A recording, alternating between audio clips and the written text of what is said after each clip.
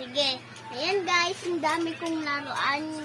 Yung luto-lutuan, car, mga barrel, mga food nito. Tapos yung tumatalon. Tapos yung teddy bear. Yun lang. Sige na, mag-food tayo. Oo na. Hello. Yun guys. Kasada na ako?